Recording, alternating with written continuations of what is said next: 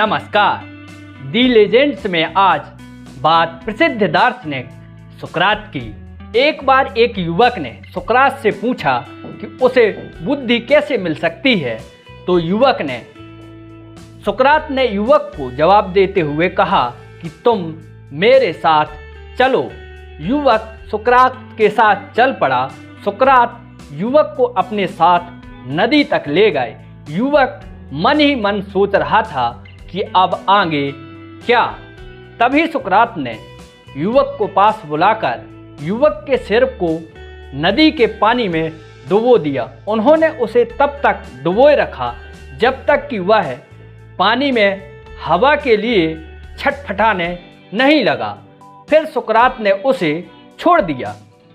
जब युवक की हालत ठीक हो गई तो सुकरात ने उस युवक से पूछा कि जब तुम्हारा सिर पानी में डूबा हुआ था तो तुम्हें किस चीज़ की सबसे अधिक चाहत थी।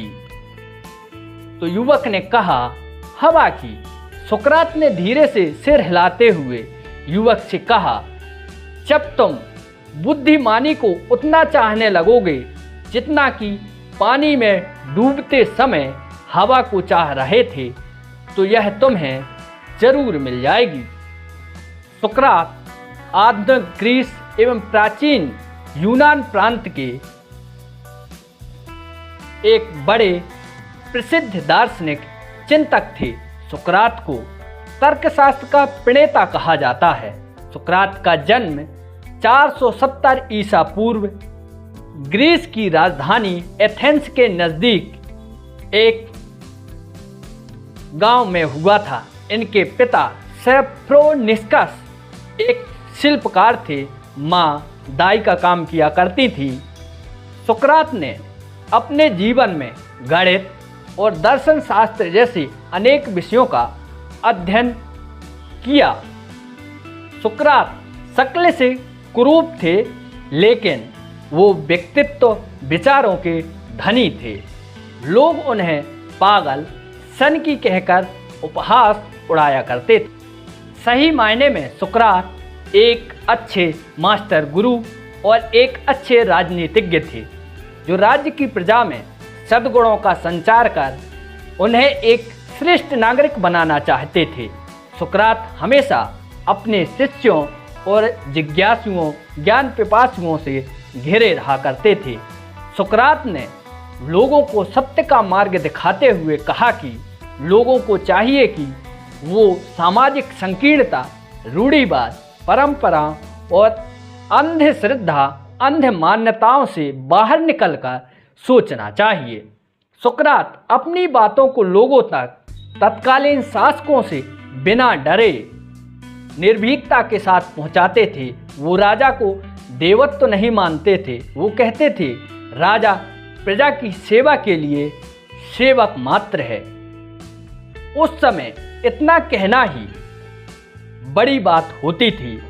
सुकरात की इसी निर्भीकता से तत्कालीन शासक और कट्टरपंथी डरे हुए थे। तत्कालीन शासकों और कट्टरपंथियों ने सुकरात के खिलाफ एक षड्यंत्र रचा। षड्यंत्र के तहत सुकरात पर लोगों को बरगलाने, भ्रमित करने और अनीश्वरवादी होने जैसे अनेक गंभीर आरोप लगाए। इसी के चलते तत्कालीन शासकों ने सुकरात को मृत्युदंड की सजा सुनाई। सुकरात ने सहज भाव से ही मृत्युदंड की सजा को विषपान के जरिए स्वीकार किया, यह जानते हुए भी कि वो बिना गुनाहों के उन्हें सजा दी जा रही है। सजा सुनाने के बाद कुछ समय के लिए सुकरात को हथड़ियों से जकड़कर कारावास में रखा गया। इसी बीच उनके प्रमुख शिष्य क्रीटो ने उन्हें विदेश में शरण रहने के लिए सुझाव दिया तो उन्होंने क्रीटो के इस सुझाव को यह कहते हुए ठुकरा दिया कि वो एक राष्ट्रभक्त हैं, वो ऐसा कोई अनैतिक कार्य नहीं करेंगे। अंततः 399 ईसा पूर्व सुकरात मृत्युदंड स्वरूप विषपान करके इस दुनिया को अलविदा कह गए।